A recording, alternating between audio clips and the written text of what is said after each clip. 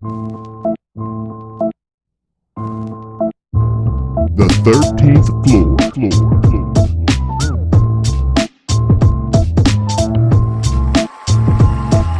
The 13th floor. Welcome, ladies and gentlemen, to the 13th floor, where the furniture isn't always the best, but the views are amazing. I'm your moderator, B. Jones, and I got my man F is for Freshito in the building tonight. What's going on, sir? You know what it is, Deuce Poppy up in place. Got my Frankie Beverly Amaze on today. We gonna get You gotta get the wisdom, though. You gotta get that wisdom in there. I don't have no wisdom up in here, but I got the knowledge up top. We here, we live, we ready. Let's get it.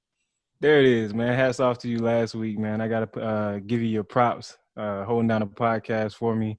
If you haven't checked out episode 128, where we had Pat Quinn on with Blank Canvas Cooking, definitely go check that episode out, man. I loved his energy, the tips he dropped when it came to entrepreneurship, and then giving you the gems as well on the vegetarian living, plant-based living. Yeah. All that good stuff, man. A lot of good stuff in that podcast. So definitely go check out 128 once you get the chance, man. And down low, my man, Coach K, what's happening? What's going on? How you doing? Not too bad, man. I'm happy I got the heat working in the new spot again. So we good. We not frigid in here anymore. It was a long weekend with these space heaters. Oh, wow. What's the temperature there? I mean, it ain't Chicago, but, you know, it's like 30 at night. So, you know, it's probably about 60 something in here, or at least that's what the thermostat was reading. And it's crazy because the heat just randomly went out on Thanksgiving. And, you know, I noticed it and walking around like, oh, snap, we got all these people in here. And this temperature is about to start dropping. I'm going looking crazy up here. And then it turns out to be something so simple as far as a switch that was hit accidentally. I ain't gonna call no names about who hit the switch and everything. But yeah, an unnecessarily frigid weekend, I should say. But we good now. Right, does your body good? It used to, those ice baths and stuff, but I don't know. You know, now I get into your bones. You know, you got to wake up and can't even walk to the bathroom. It's not worth it. Still does your body good. Helps you burn your body fat. Let it be known. Nah, I'm not with it. Anyway, thank you, ladies and gentlemen. Welcome to the show. We about to get this thing popping off real quickly. So this week, I got a great topic, I think, and it came on the heels of a conversation we had around one of my friends during Thanksgiving, and it's all centered around this mind state that I think we sometimes fall into. But you know, the conversation. It started off, you know, a friend of mine, I'm not going to call no names. And if you're listening to this podcast, please don't be sensitive because it's all out of love. And I'm sure between myself, Carol, and Fresh, we're going to give you some tips to get you over the hump and out of this particular space that, you know, I perceived, you know, you to be in and what we was talking about. But a friend of mine went on an interview. No, be sensitive and drop it in our comments. Friend of mine went on an interview. And was real excited about this job, man. It's supposed to have been, you know, a quality of life improvement, you know, better financial situation, benefits, all of this stuff. And goes on the interview, and basically what I perceived from the conversation is he just like straight up bombed it. And it stems on the heels of, you know, when they asking him some questions, and it's your rudimentary, you know, standard interview questions. Tell me about a time, blah, blah, blah, blah, blah. And they get into that, and he immediately, I guess, identifies and says, you know, well, you know, this isn't, you know, for me. I don't like these questions. I don't like to be asked this type of stuff in this type of manner, which at first comes off to me, you know, I don't really understand because, you know, you go into a job, you expect to be interviewed, and these are standard run of the mill, you know, questions. You know, you just answer them, and if this is something you was excited about, you know, you go for it or whatever. But, you know, he says, you know, he just kind of turned off in the interview, and then so we, you know, I'm asking him, trying to get a better understanding of the situation, but just through my questioning, it just brings me back to that, you know, you really just, you know, for whatever reason, you didn't want this, you know, you getting in your own way, you're stopping yourself because even he, you know, brought it up, you know, it's all me, it's not them, you know, I just, you know, don't feel this, you know what I'm saying, I'm in my own way, you know, those were his words.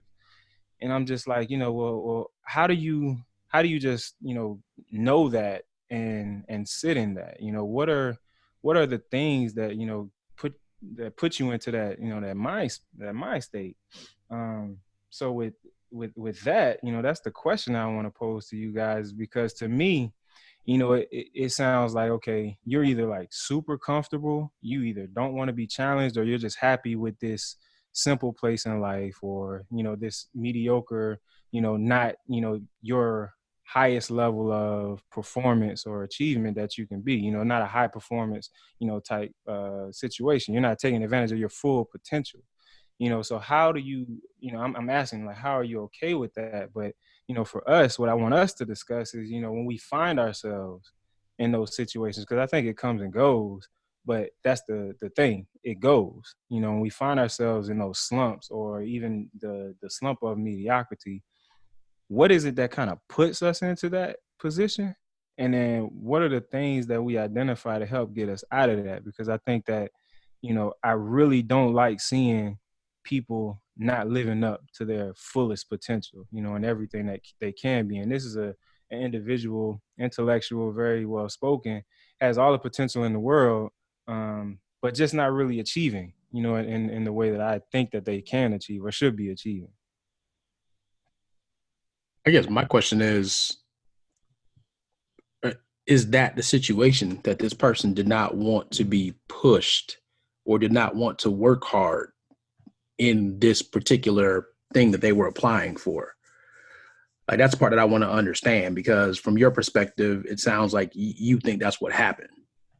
Yeah, and that's what I got from it. Like I said, just based on the conversation, it was like, if they're asking you questions to get an understanding of who you are as an individual, and this is a situation that even if it was a temporary situation, just to put some extra money in your pocket and get you into a union where you got benefits and things, as it was explained to me, I would think that at the very least, you would use it as a springboard, right? Just to, get those immediate gains, unless you looking at it as, this just isn't me completely. This isn't what I want to do completely.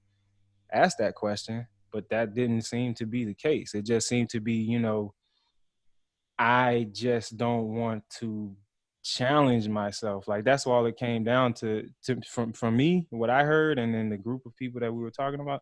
It just sounded like it was, I didn't want to be challenged in this manner. I didn't want somebody kind of asking me these type of questions. It's almost like a certain level of hubris or arrogance. Like, you shouldn't even be talking to me like this. All right. So I asked that question because, I'm a firm believer in, when you go for a job or a career, you need to take the position of the interviewer and not be the interviewee. That's what I always tell people. But that's one thing. So in that particular case, if he actually took the standpoint of being the interviewer, there could have been things with the environment that he walked into and said, you know what, this place isn't for me, or the vibe that he got from the people that were doing the interviewing, per se, or the interviewees at that point. Beyond that, if it is a matter of, well, you know what, I can tell just by the questions that these people are asking that they're going to be demanding more of me than I actually want to put forward, it could be a case where this person is still trying to even figure out who they are, what their value is, and what their goals are. Because if those things aren't very clear to that person, then it would be a situation where, well, you know what, I don't even know if I want to do this. Is it even worth it?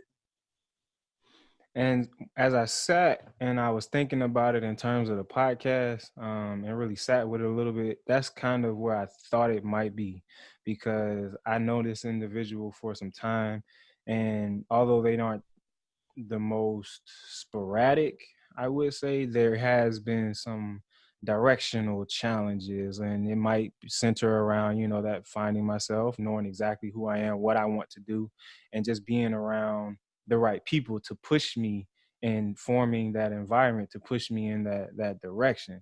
So, without having further conversation, but I think that it could be a little bit of that as well. Yeah, and look, let's be realistic, right? So you mentioned a key thing is the people that you're around and the environment. And I would say that there's no difference between this individual we're talking about. If they're around a group of people that their ceiling is exactly where he's at right now, and there's nobody above that ceiling, then there's no push to do more because he doesn't necessarily feel like he needs to. There's nobody's the magnetism isn't there to pull you up to the next level, right? Everybody's very complacent with where they are. But what I would say is there's no difference between the person at that level and the person that's at the 100,000, like you're a 6-figure level, right? And everybody around you is at 6 figures. Then there's no magnetism for you to get to 7 figures, for you to be a millionaire. It's the same mentality, really. And truly is that you feel like you've already accomplished the goal. Like you've already met to equal shoulder to shoulder with everybody around you. So what would be the point? And if nobody in your circle is now telling you, hey, well, wait a minute, you're just being complacent and satisfied with this 6-figure level that you've reached, but you're actually worth more money, right? Mm-hmm. Because of the way that society and your circle has groomed you and formed you, you don't realize that, okay, 6 figures is nothing. I'm worth way more than 6 figures and I should be out there trying to get it. And if I'm going to do so, I got to get around some people that are making 7 figures, that are millionaires, to understand what that is like and how to get through that door. Right. So the environment, obviously a huge piece. The other thing that I kind of wanted to discuss is the amount of conditioning that we may, as individuals, subject ourselves to, in thinking that, you know, that complacent lifestyle is okay, or thinking that it's not attainable for whatever reason. Or when we get into these, you know, somewhat pressure situations like an interview or, you know, some sort of performance, and we shrink in the moment and have some of that, what we call imposter syndrome, telling ourselves that I ain't even supposed to be here to begin with. Let me, you know what I'm saying, go ahead and make this easy on myself. Well, you've got two things, right? And we talked about one, the self-awareness. The second part is the work ethic, right? And then you have people that start on either side of that spectrum.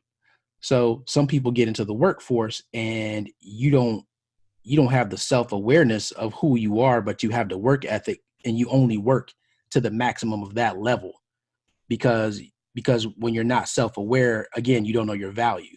Then you have it the other way around where people are self-aware, but they don't have the work ethic. And those are probably the most frustrated people that are out there because you know what you should be valued at, but you don't have the work ethic to get there. And then you just sit there and blame everybody else for where you're at, right? Or you have those people that got into the workforce, they have the work ethic, right?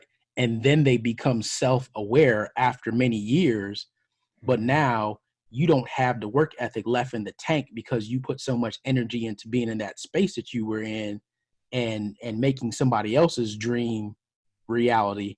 And then because you're tied to that, you don't have the energy now to put into your own thing or to go out there and get your value because you're scared to lose that thing that you're currently at. Yeah.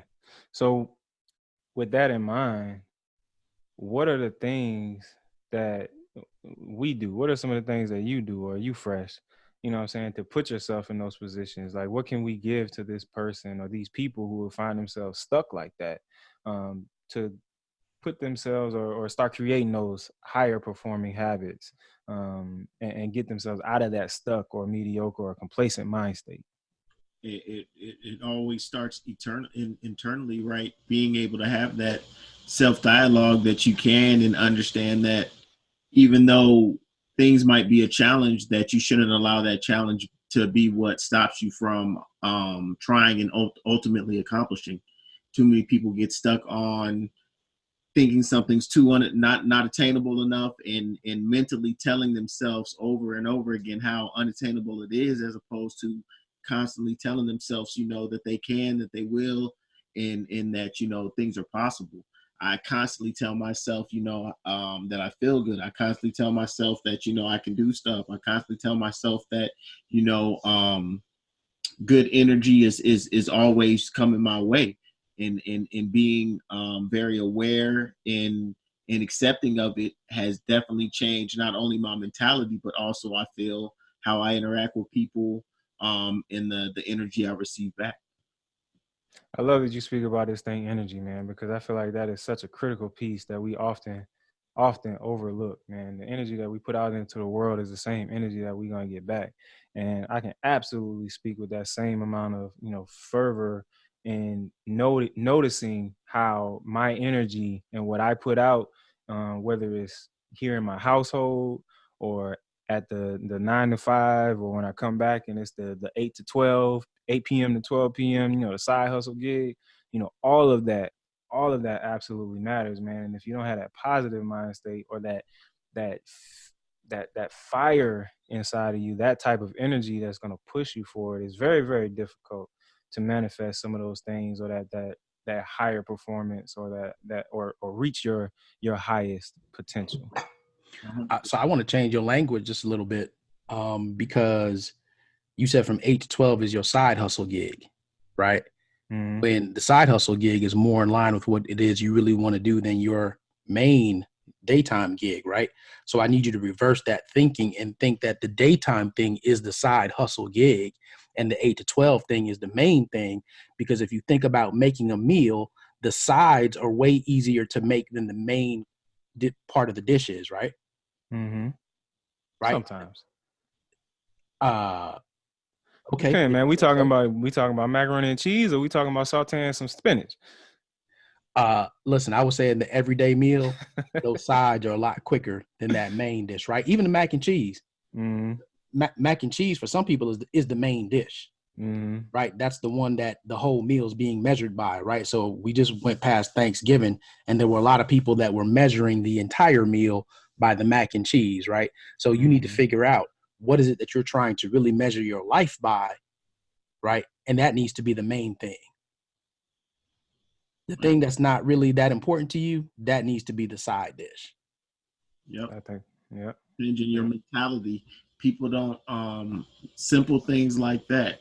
Changing your mentality to understand what you've been, verbalizing as your side hustle is what you want to be your hustle. So if you start speaking about it as that, that's how you make the transformation. That's how it starts, as opposed to constantly telling people it's what you do on the side and it's your hobby, and you're not really serious about it. Then that's exactly what it's going to be, something that's not taken serious and something that doesn't get to the places that you want to take it to. But when you start being more forceful and understanding and more direct, and putting yourself in the position in the energy of what you want to accomplish, that's how you start to chop down those trees.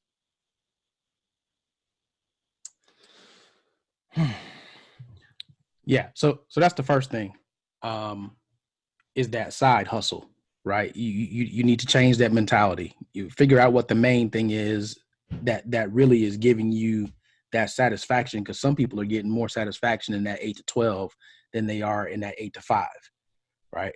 Mm-hmm. Second thing is, as you said, awareness. You got to be aware, and you got to invest in yourself. Like, that's the thing that people look into investing in, tangible like things, stocks and houses, not realizing that the biggest return on investment is the investment in yourself. So what do I mean by that? Finding those non-traditional ways to increase your knowledge base, to sharpen your gift, right? Which may not necessarily be in a textbook. It may be in going to conferences, listening to speakers, listening to podcasts, watching YouTube. It may not be in a conventional way, right? Investing in masterminds, right? There are mastermind groups out there that you can find people that have like goals with you, that want to help elevate a community, right? But it's going to cost you, but the return that you're going to get is priceless, right? And then the third thing is environment. You got to put yourself around people that have attained what you're looking to do, and learn from those people. In most cases, you're not going to find that in a textbook. You're not going to find that in a degree. A degree is just giving you knowledge of somebody else already researched to get to a level that people are probably past already, right? And it may not even be relevant anymore. But now you've got a foundation. Well, you can go out there and get a foundation plus whatever the current thing is. Yeah, you can't. There's so much more value in those experiences, especially in this day and age. You know, the amount of knowledge that you can gain just in the simplest of books or whatever it is that you're interested in is worth way more than what you may spend in somebody's classroom. I mean, I think Fresh, you are the best example of it. When you're all about the experience, you know what I'm saying? You're all about getting in, digging in, getting your feet dirty, getting your hands dirty, and learning from that. So really taking that time to enhance yourself in that manner is going to pay way more dividends. Ain't that right, Asher? Asher, go ahead and say what's up, buddy. I heard you singing earlier, man. Get up there. Sorry. He said I'm chilling right now. I got my fresh haircut. I'm chilling. But nah, man, I definitely appreciate. But yeah, that's the way I am. I enjoy challenges, learning new stuff, trying to see if I can figure it out, or at least being a resource to figure it out. It's definitely one of the things that makes my day in life a lot more exciting. There it is, man. So I think, Carol, you did an excellent job of summing it up. But that energy, environment, and investment, those are the three things that take you up out of this, that slump or that mind state of mediocrity. It gets you from good to great. You invest in those specific areas of your life in those specific ways, and that gets you, to the goal, to the end goal. Yeah, and I just want to be clear. So it's one, self-awareness, two would be environment, and then you got to find it kind of goes hand in hand with environment, but you got to find a community. Mm-hmm. Just can't do it without yourself, man. You got to be surrounded, like you said, those high performing individuals or individuals that are going to push you past your current limits. Yeah, and don't get me wrong, you could do it on your own, but does that take longer? That probably takes longer, right? Whereas you could find a community that could get you the nuggets that you need and drop you some breadcrumbs to get to that trail you need to be on. Exactly. Take you a lot less time. You avoid a lot of the headaches, and you can learn from other people's mistakes versus learning from your own. Not only that, it's the you're able to consistently ride the high of, even though it's tough, I can get through it, as opposed to being on the level of talking yourself out of it or having people around you who are able to talk you out of thinking that what you're trying to accomplish is possible. Going to like these conferences and stuff, you'll get hypnotized in a sense and get on this high, riding this wave with this room full of like minds and people who are, all about their entrepreneurial endeavors, and things are going on. So you're fired up and ready, and you're making commitments in this room to strangers that you've never met before in your life, and telling people how you're about to go out of this room and knock things over, and it's about to be crazy. But then when you get back to home base and you don't have that same system and fire of the consistency of saying, hey, those crazy thoughts are possible, those things that you thought weren't attainable actually are, then you just start to deflate. It starts to come down. And unless you have that community and that base of people who can consistently keep you up and keep you focused and saying, oh, I know it's hard, but we can do it. We got to do it. We're going to do it. It makes a huge difference. Yep, that pull, man. I mean, 9 times out of 10, you probably feeling it. Y'all have been to several of these conferences in the past. You feeling that pull, from those individuals at those conferences. So, I think that environment, it just goes without saying. Facts. Absolutely. So we're gonna go around the robin, go around the horn real quick. Before I get to you, Coach K, I got to get my man Fresh in with his fresh ovation for the week. I said it right this time. What? I wanted to first give people some,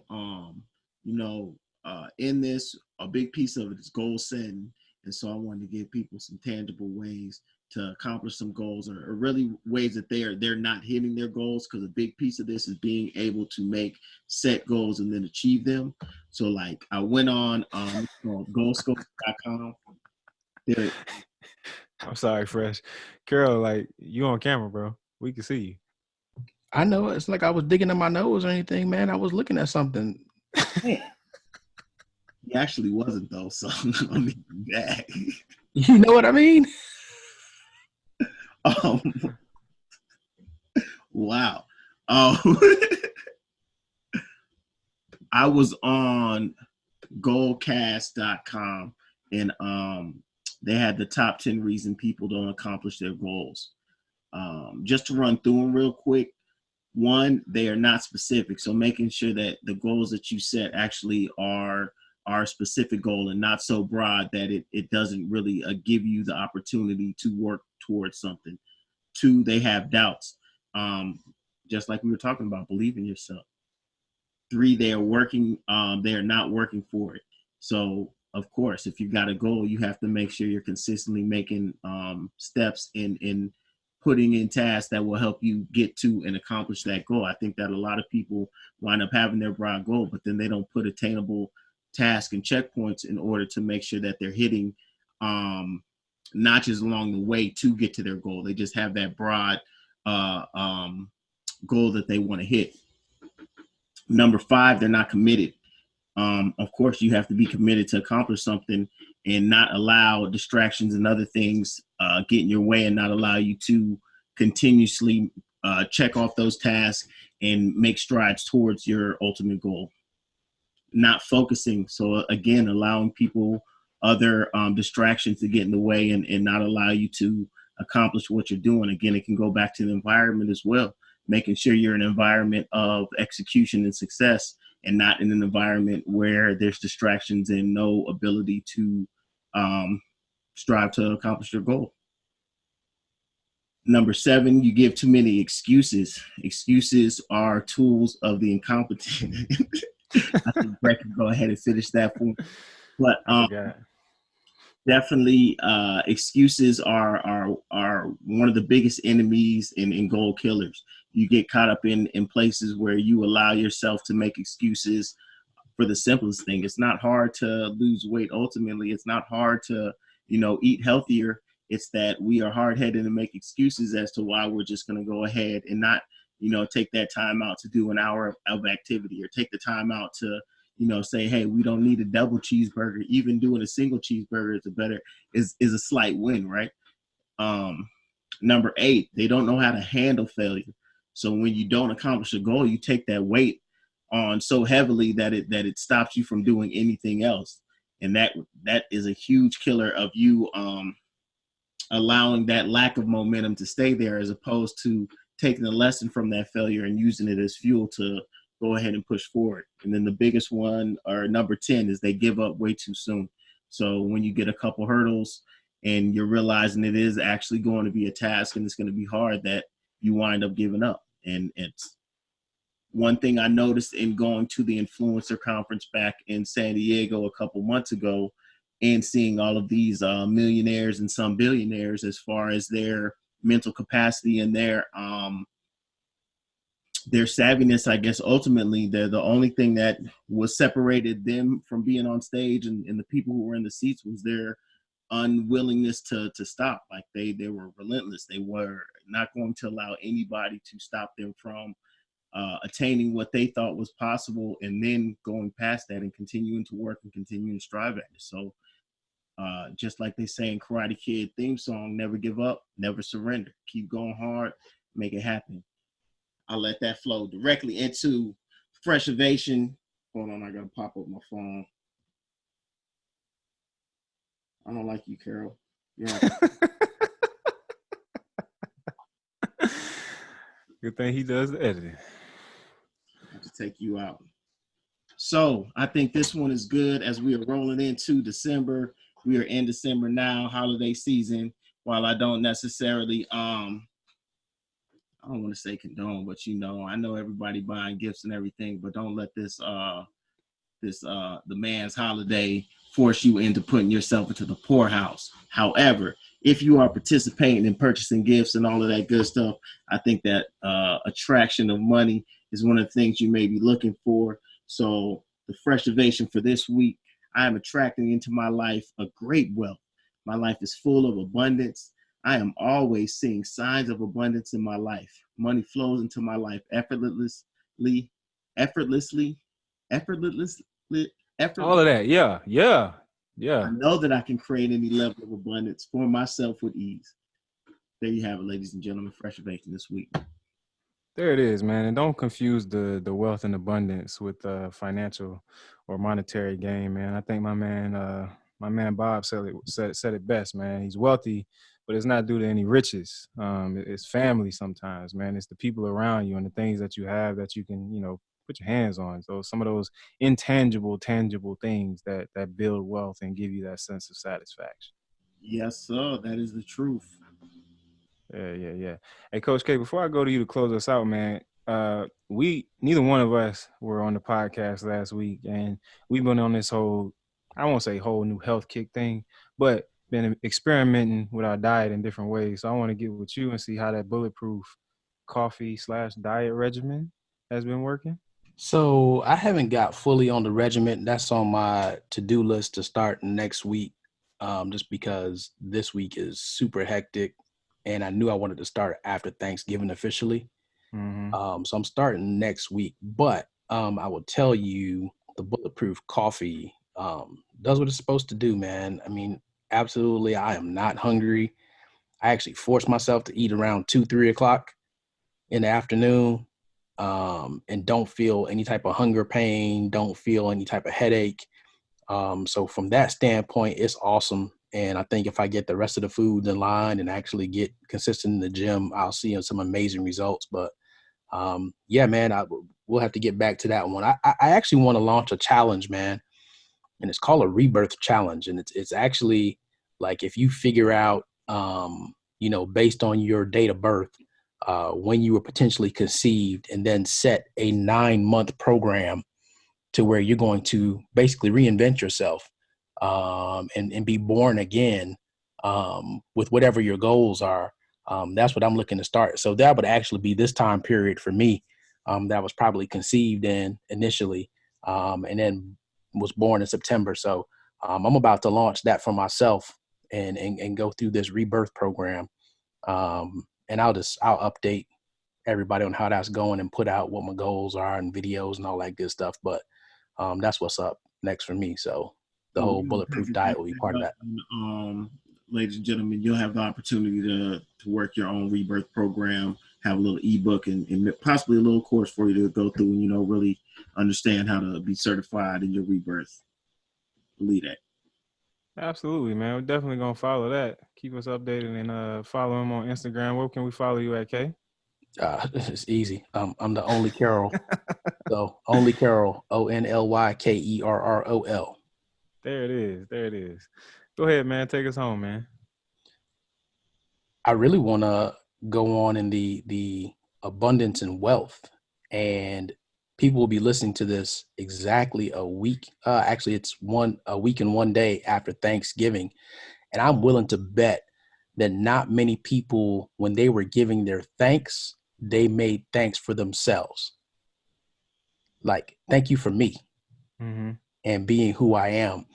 And I think that's a key thing. And I'll continue with the food analogy. And if you think about it, the way every single diet is going, I don't care what it is, every single thing is saying that the less ingredients that are involved in whatever it is you're eating is probably the healthier that it is for you. And your life mirrors that same exact recipe. The less ingredients you have to you is probably the more focused you are, the more self-aware you are, and the more focused you are on your goals. Many of you are out there being a side dish with infinite number of ingredients in your life that are affecting you, and you are actually being the complement to somebody else's main dish. So what I want to challenge you to do is I want you to become the main ingredient on the plate, which is an ingredient of the least amount of things possible, and just be genuinely yourself. And in doing so, you become self-aware, you invest in yourself.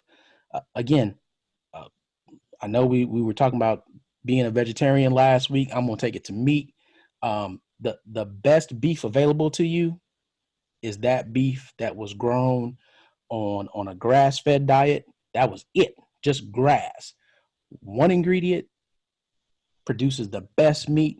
That meat, when you eat it, produces the best reaction and nutrients for your body, right? Same thing for your identity, your goals, your focus, your accomplishments. Be the main ingredient of one. Go out there and find the people that will help you be the best person that you can be and develop that goal that you have to get your life to the next level. Stop being a side dish. Or a side piece. There it is.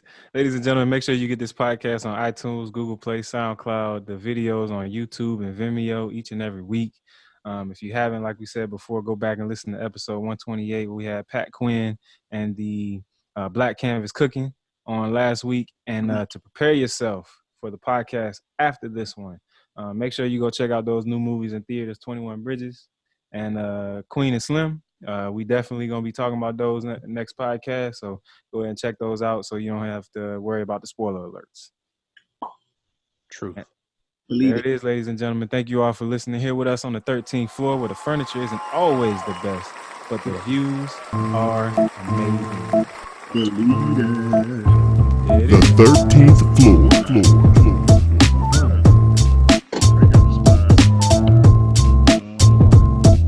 The 13th floor.